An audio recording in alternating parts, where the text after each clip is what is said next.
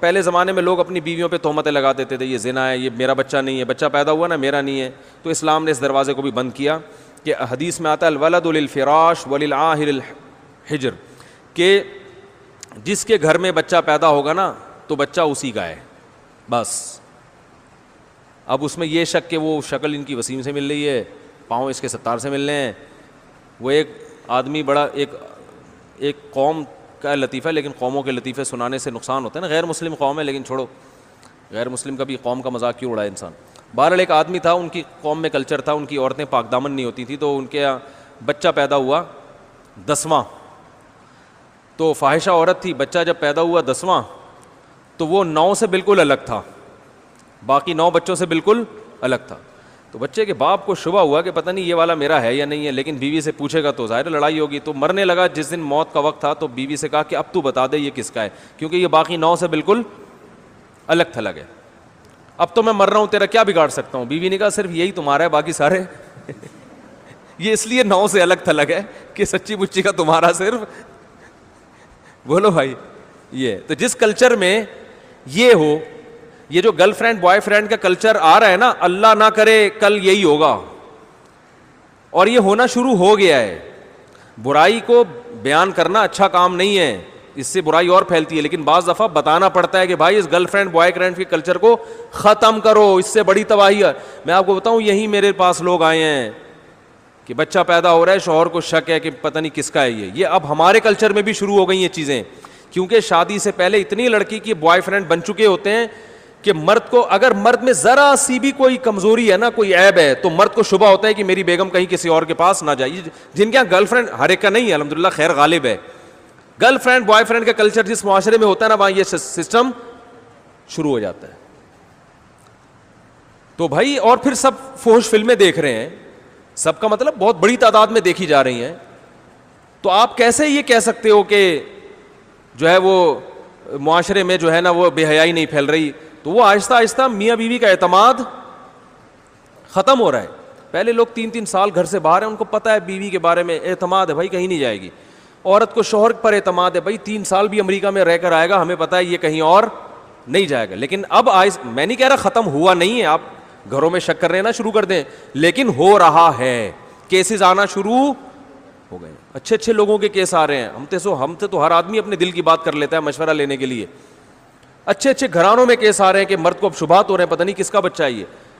تو یہ بہت خطرناک بات ہے بھائی. گرل فرینڈ بوائے فرینڈ کے سسٹم کو کیا کرو، ختم. بیٹی کے بالغ ہوتے ہی شادی کر دو، کیونکہ اس میں ڈیزائرز تو ہیں. نیچر سے کب تک لڑو گے میرے بھائی؟ لڑکی کا دل چاہتا ہے کہ لڑکے سے دوستی لگائے، یہ دل کی چاہت ہے، یہ چاہت غلط نہیں ہے. لڑکے کا دل چاہے گا کہ میری کوئی گرل فرینڈ ہو، یہ چاہت غلط نہیں ہے. یہ چاہت کو حلال میں تبدیل کر دو. بچی بالغ ہوئی ہے، اس کو بولو بھائی جو تمہیں پسند ہے بتاؤ، شادی کر دیں گے تمہاری. نکاح کر لے، اس کا شوہر ہے، وہی بوائے فرینڈ ہے، وہی اس کا شوہر ہے، خوش ہو جائے گی. بے حیا بننے سے پہلے اس کو حلال تسکین مل جائے گی تو غلط کی طرف نہیں. انسان بائی نیچر غلط تھوڑی ہے. او بھائی، چوری کی روٹی کا کسی کا دل نہیں چاہتا. چوری پہلی دفعہ اسی لیے کرے گا جب حلال روٹی نہیں ہوگی. پھر جب ایک دفعہ چوری کی روٹی منہ کو لگ گئی، پھر حلال ملے گی بھی تو نہیں کھائے. جو چرا کے کھانے کا مزہ تھا وہ حلال میں نہیں آ رہا. تو یہ ہوتا ہے. اس لیے بچہ بالغ ہوا، بچی بالغ ہوئی، فوراً اور کر کے دیکھو کچھ بھی نہیں ہوگا. لوگ کہتے ہیں اتنی سی بچی کا نکاح کر دیا، ہائے ہائے کیسی باتیں کر رہے ہیں مولانا صاحب، ہائے ہائے سسرال والے تو کھا جائیں گے اس کو.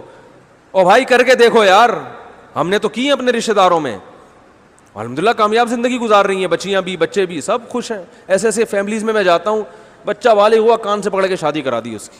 باپ اپنے خرچے پہ کرا دیتا ہے، کوئی بات نہیں یار میری بہو ہے، جہاں میں نے اتنی بیٹیوں کو کھلایا ایک بہو کو بھی کھلا دوں گا میں، اور اللہ پھر برکت بھی دیتا ہے. بس باپ چاہتا ہے میری پینٹ میں جتنے پیسے میرے ہی ہیں، اپنے بیٹے کو نہیں دوں گا میں، ٹھیک ہے نا، نہ بیٹی کو دوں گا نہ بہو کو دوں گا. پھر یہی نتیجہ نکلتا ہے کہ پھر وہ بیٹا بھی نہیں خرچ کرتا باپ پر. او بھائی رشتہ داروں میں سب کی آمدن، بولو بھائی، سب کے لیے، سب مل جل کے کھائیں. پٹھانوں میں دیکھو کیا ہوتا ہے کوئٹہ میں، اور ادھر بڑا بھائی اپنے چھوٹے بھائیوں کی شادیاں اپنے خرچے پہ کر رہا ہوتا ہے. یہاں باپ نہیں کر رہا ہوتا، یہاں ابا نہیں کر رہے ہوتے، وہاں بڑے بھائی کر رہا ہوتا ہے کہ چھوٹے ایک کما رہا ہے تو چھوٹے بھائیوں کی بھی شادیاں, چل بھائی بسم اللہ, ٹھیک ہے نا, خوش ہیں سارے اکٹھے رہ کے کھا رہے ہوتے ہیں. تو ہمارے ہاں عجیب سا سیٹ اپ شروع ہو گیا ہے, یہ ہر آدمی کہتا ہے بس میری پینٹ میرا بٹوا میرے پیسے. تو نتیجہ یہ نکلتا ہے کہ بہویں پھر سسر کا احترام نہیں کرتی, وہ کہتی ہیں یہ محبت باپ جیسی چاہتا ہے, خرچہ باپ جیسا کرنے کے لیے تیار. ارے اس کو پتا ہے میرے ابا نے تو مجھے ساری زندگی کھلایا پلایا, سسر کا پتا ہے یہ تو میرے میاں کو شادی نہیں کرنے دے رہے تھے جب تک خود اسٹیبل نہیں ہوئے, تو انہوں نے تو شادی بھی نہیں کرنے دی, اور شادی کرنے کے بعد بھی یہ اب ایک دھیلا خود خرچ نہیں کرتے. تو باپ بن کے دکھاؤ یار, کرو خرچ, کھلاؤ پلاؤ, پھر اولاد بھی تمہیں باپ بنائے گی, پھر اولاد تم پہ بھی خرچ کرے گی. یہ ہمارا کلچر تھا جو اب آہستہ آہستہ ختم. باپ ہمیشہ اولادوں کو کھلاتا تھا, بہوؤں کو بھی, پھر جب بوڑھا ہوتا تھا سارے مل کے اس کو کھلاتے تھے, فخر کرتے تھے یار میں خرچ کروں گا, نہیں میں خرچ کروں گا, میں خرچ کروں گا. اب وہی ہو رہا ہے گوروں والا سیٹ اپ. ابا کہہ رہے ہیں میری پینٹ میرے پیسے, ٹھیک ہے نا, بہو اپنا کما کے الگ کھا رہی ہے, میاں اپنا کما کے, بولتا کیوں نہیں بھائی, الگ کھا رہے ہیں تو نہ بہن پہ خرچ کر رہے ہیں نہ بہن بھائی پہ خرچ کر رہی ہے, بس تھوڑا سا وہ وائپر پہ جو آتا ہے نا وہ گاڑی کے شیشہ صاف کرتا ہے اس کو 5 روپے, یہ صدقہ خیرات چل رہا ہے مارکیٹ میں, وہ جو آتا ہے نا وائپر کو صاف کیا یہ لے 5 روپے, اور وہ بھی بلا کو ٹالنے کے لیے. کسی نے بتایا ہوتا ہے بھائی کچھ 5 روپے نکالو بلائیں ٹل جائیں گی, تو 5 روپے میں چڑیلیں تو ٹلنے والی. اچھی بات ہے نہ کرنے سے یہ بھی بہتر ہے, لیکن اس سے بلائیں نہیں ٹلیں گی, سمجھ رہے ہو, نہیں آ رہی سمجھ میں. وہ ایک عورت کسی عامل کے پاس گئی کہ میری فلاں ڈاکٹر سے میری شادی کرا دو. عامل نے کہا 5 لاکھ روپے لگیں گے, اس نے کہا نہیں 500 روپے یہ فیس ہے میری. عامل کرا تو سکتا نہیں ہے, تو عامل نے کہا 500 روپے میں تیرے کو ڈاکٹر نہیں ملے گا. تو یہی ہو رہا ہے کہ 5 روپے میں ہم بلائیں کیا کر رہے ہیں, ٹال رہے ہیں. ایسا کرو گے تو کوئی بھی نہیں آئے گا. تو اللہ نے زنا کی سزا بیان کی کہ نفرت, اور پھر یہ حکام بیان کیے کہ مرد کو اولاد کی نفی کی اجازت نہیں. آپ کے یہاں بچہ پیدا ہوا تو شروع سے ہی پاک دامن عورت سے شادی کرو, نہیں کی تو اب جس ڈیزائن کا بھی پیدا ہو رہا ہے آپ کے کھاتے میں ہی ڈالے گی شریعت اس کو. سمجھ رہے ہو, نہیں آ رہی بات سمجھ میں. اب آپ کو شک کرنے کی اجازت نہیں ہے. اگر آپ کو یقین ہے کہ اس نے زنا کیا ہے تو اسلام کہتا ہے کہ یا تو 4 گواہ لے کر آؤ, یا عدالت میں جا کے 5 قسمیں اٹھاؤ عدالت میں, اور یہ کہو کہ اگر میں جھوٹ بول رہا ہوں تو مجھ پہ اللہ کی لعنت. اس طرح سے عدالت میں قسمیں اٹھائی جائیں گی. اس کے بعد عدالت عورت سے قسمیں اٹھائے گی. عورت اگر اقرار کر لے کہ میں نے زنا کیا ہے تو عورت کو رجم کر کے مارا جائے گا, اور بچہ پھر باپ کی طرف منسوب نہیں کیا جائے گا, وہ ولد الزنا بچہ کہلائے گا جس کا باپ نہیں ہوتا بیچارے کا. اور اگر عورت اقرار نہیں کرتی تو عورت کو جیل میں ڈالا جائے گا کہ بھئی یا تو زنا کا اقرار کرو یا انکار کرو. جب تک اقرار یا انکار نہیں کرتی جیل میں پڑی رہے گی. اور اگر وہ انکار کرتی ہے کہ میں نے نہیں کیا تو اسلام کہتے ہیں ایسے انکار نہیں, 5 قسمیں. اس میں بھی یہی ہے کہ مجھ پر اللہ کا غضب اگر میں جھوٹی ہوں. اور اگر قسمیں اٹھا لیتی ہے تو مرد نے بھی قسمیں اٹھا لی, عورت نے بھی اٹھا لی. اب ہمیں نہیں پتا ان میں کون سچ ہے کون جھوٹ ہے, تو دونوں کا نکاح ختم کرا دیا جائے گا. عدالت نکاح کیا کر دے گی کہ بھئی اب تم دونوں اکٹھے نہیں رہ سکتے. عدالت نکاح کو ختم کر دے گی, اور بچے کو باپ سے منسوب نہیں کرے گی, کیونکہ باپ بچے کو ماننے کے لیے تیار نہیں ہے اور اس نے قسمیں بھی اٹھا لی ہیں. پھر بچہ ماں کی طرف منسوب ہوگا, لیکن وہ ولد الزنا بھی نہیں کہلائے گا, کیونکہ ہمارے پاس زنا کی کوئی دلیل نہیں ہے. تو یہ پورا پروسیس ہے. اب علماء یہ کہتے ہیں کہ آج عدالتوں میں یہ لعان والا عمل نہیں ہوتا, لہذا آج اگر کسی کی عورت زنا کر کے بچہ لاتی ہے, اس کی بیوی ہے, تو آپ بچے کا انکار کر نہیں سکتے, کیونکہ اسلام میں اس پروسیس سے گزرے بغیر انکار کی اجازت نہیں ہے, اور اس پروسیس پہ حکومت چلنے کے لیے تیار نہیں ہے. عدالتوں کو پتہ ہی نہیں لعان ہوتا کیا ہے. لہذا اب جس ڈیزائن کا بھی ہو, صحیح ہے نا, حتیٰ کہ زنا اپنی آنکھوں سے بھی کسی نے دیکھ لیا کرتے ہوئے, تو وہ بچہ آپ ہی کا مانا جائے گا. آپ اس کو اپنے سے نفی نہیں کر سکتے, وہ آپ ہی کا نام لگے گا اس کے ساتھ, آپ کی وراثت ملے گی اس کو. آپ 100 دفعہ کہہ دو کہ یہ میرا نہیں ہے, تو سوائے اس کے کہ اس پر آپ کو حد جاری کی جائے, سزا دی جائے, اس کے علاوہ بولو بھائی نہیں ہے. تو پہلے تو یہ آپشن تھا, اب یہ آپشن بھی نہیں ہے. تو اس لیے پہلے سے ہی انسان احتیاط کرے, نکاح جب بھی کرے پاک دامن عورت سے کرے, تاکہ اس قسم کی ٹینشنوں کی نوبت ارے بول لو نا یار, نہیں آئے. پاک دامن عورت سے نکاح کرو بھائی, جو گھریلو عورت ہے گھر سے ادھر آ گئی.